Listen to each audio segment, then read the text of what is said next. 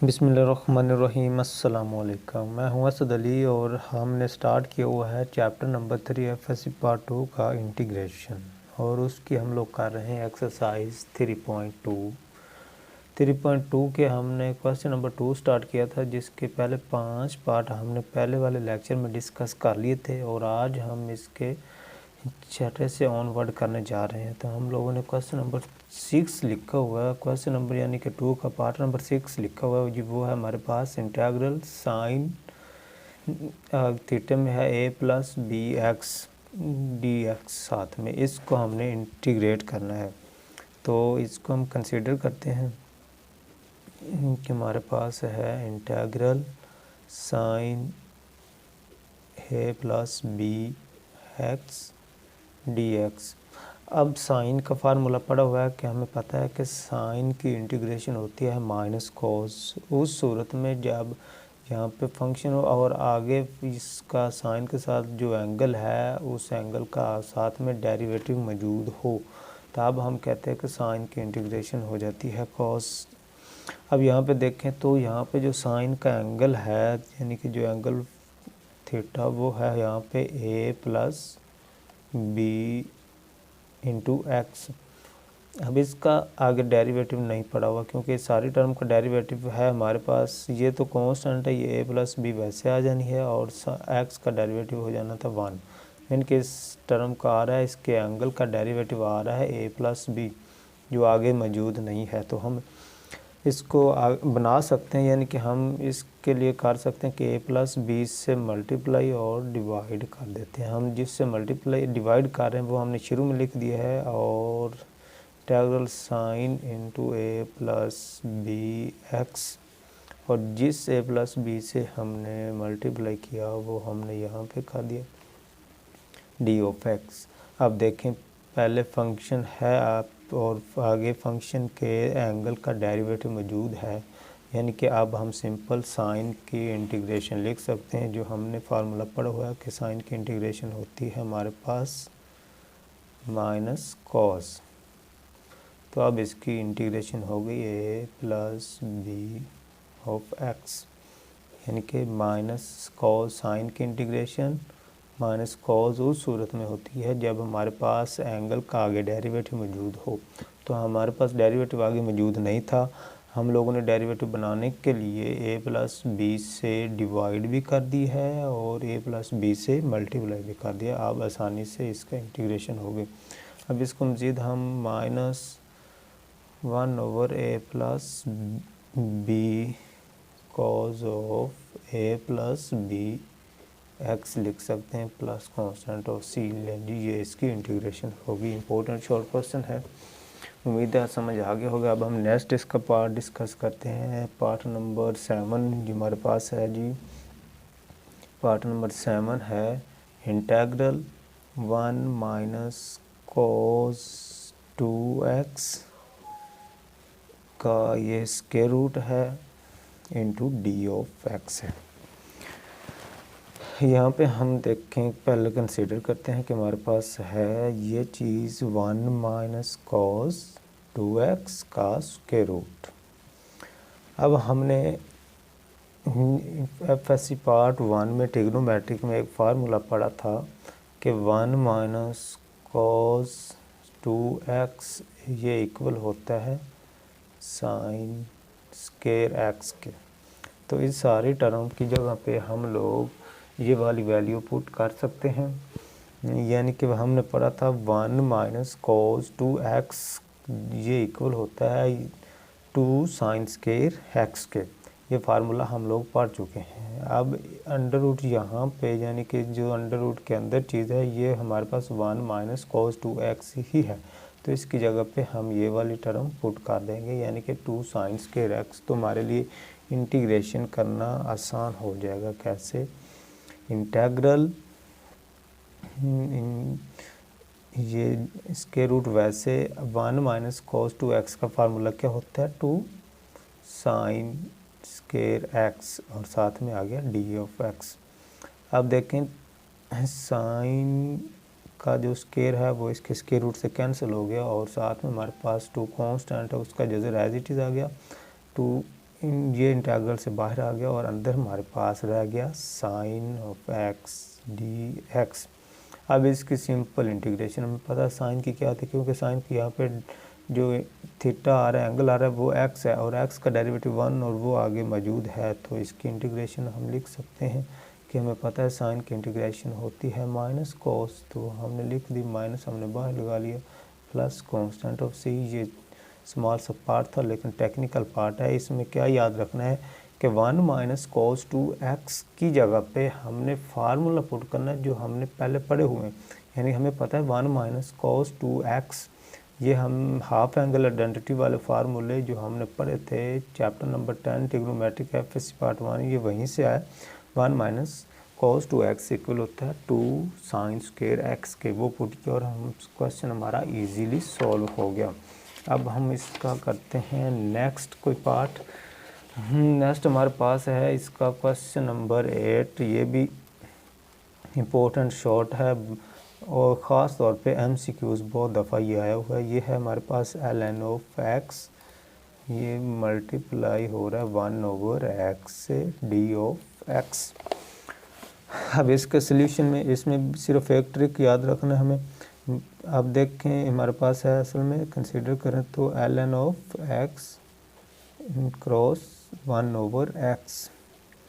हमने फार्मूला पढ़ा हो था कि हम अगर हमारे पास इंटीग्रल हो और फंक्शन बड़ा हो और साथ में उस फंक्शन का डेरिवेटिव पड़ा हो डी ऑफ एक्स, तो उस फंक्शन की पावर में हम एक ऐड कर देते हैं। यानी कि पहले पावर 1 है तो फिर एक ऐड करके और वही पावर हम नीचे लिख देते हैं। अब यहाँ पे देखें फंक्शन हमारे पास है, अगर इसको हम फंक्शन समझें तो ये ln ऑफ x है और इसका डेरिवेटिव 1/x और वो भी आगे मौजूद है। यानी कि ये वाला फिर काम हो रहा है, फुलफिल हो रहा है ये वाला रूल इंटीग्रेशन का। तो हम इस सिंपल क्या करेंगे कि फंक्शन ये है, इसकी पावर में ऐड करके पावर नीचे हमारा क्वेश्चन हो जाएगा सॉल्व।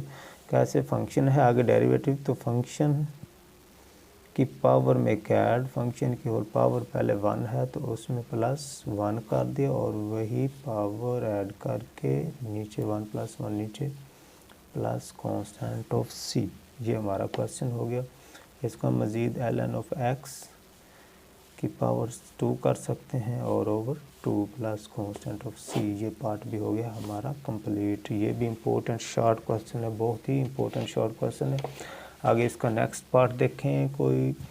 अब नेक्स्ट पास है हमारे पास इंटेग्रल साइन स्क्वायर। हाँ, ये भी बहुत इम्पोर्टेंट शॉर्ट क्वेश्चन हम लोग आज कर रहे हैं। इन क्वेश्चंस को आप लोगों ने अच्छे से करना है क्योंकि इम्पोर्टेंट शॉर्ट क्वेश्चंस भी हैं और MCQs भी लॉन्ग तो शायद ना ही आए यहाँ से। अब साइन स्क्वायर का हमने कोई ऐसा रूल ऑफ इंटीग्रेशन नहीं पढ़ा कि यहाँ पे साइन स्क्वायर की इंटीग्रेशन हमें डायरेक्ट दी गई हो, तो हमें पहले स्क्वायर को ख़त्म करना होगा यहाँ पे किसी न किसी तरह से। अभी हमने एक टर्म पहले क्वेश्चन में यूज़ की थी कि हमने कहा कि 1 प्लस हाँ 1 plus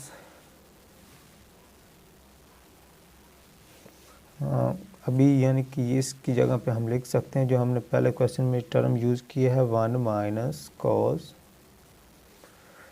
x equal to sine square x. यहाँ पे 2 था और इधर भी अब एंगल डबल हो जाएगा। ये डबल एंगल आइडेंटिटी जो फार्मूले हमने पढ़े हुए हैं ट्रिग्नोमेट्री में कि हमने फार्मूला पढ़ा 1 माइनस कॉस 2x, ये इक्वल होता है 2 साइन स्क्वायर एक्स के।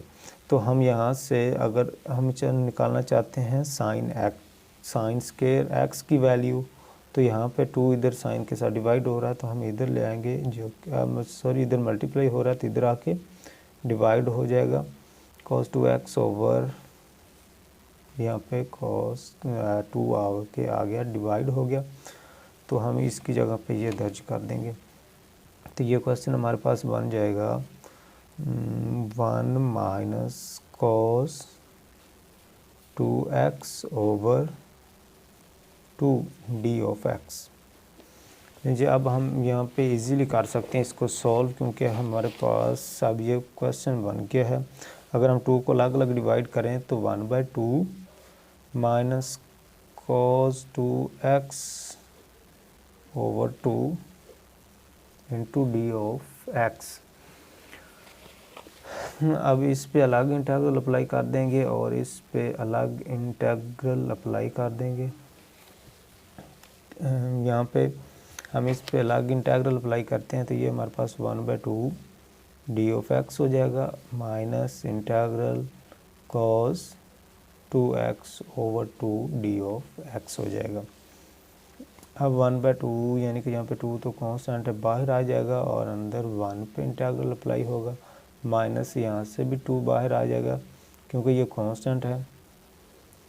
तो अंदर हमारे पास cos 2x रह जाएगा डी ऑफ एक्स। अब यहाँ पे देखें तो 1 की इंटीग्रेशन हम बहुत दफ़ा पढ़ चुके हैं कि x होती है। अब यहाँ पे cos 2x, cos का इंटीग्रल तो हमें पता है कि सिंपल का होता है साइन, लेकिन 2x यानी कि थीटा का जो डेरिवेटिव आ रहा है वो है 2, आगे 2 का मौजूद होना ज़रूरी है। तो हमें यहाँ पे 2 फिर बनाना पड़ेगा। हम 2 से मल्टीप्लाई और डिवाइड भी कर देते हैं। जो डिवाइड किया वो हमने शुरू में यूज़ कर लिया है और जिससे करेंगे मल्टीप्लाई उसको हम यहाँ पे लिख देंगे। अब देखें ये फंक्शन पड़ा है और ये फंक्शन है, उसका ये डेरिवेटिव 2x है, उसका एंगल 2x और उसका आगे डेरिवेटिव मौजूद है। तो अब इसकी इंटीग्रेशन हम लोग कर सकते हैं। ये हमारे पास 1/2x माइनस 1/4।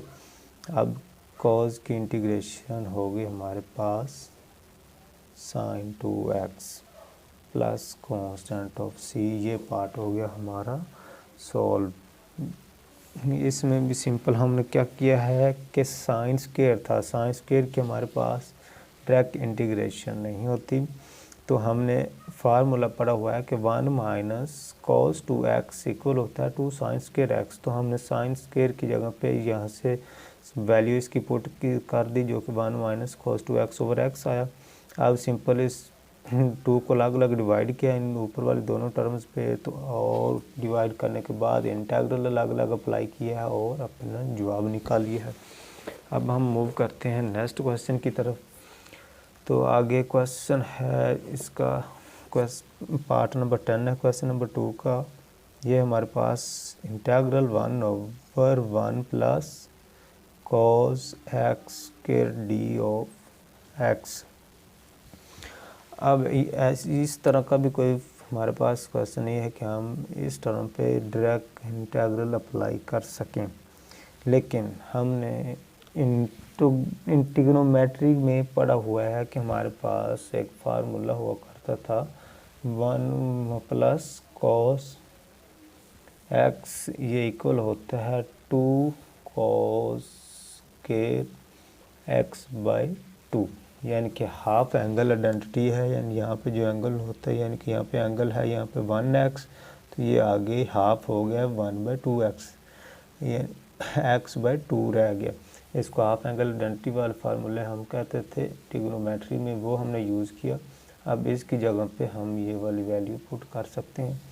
तो हमारे पास ऊपर वाला क्वेश्चन इस फॉर्म में बन जाएगा integral 1/2 cos square 1/2 D of x.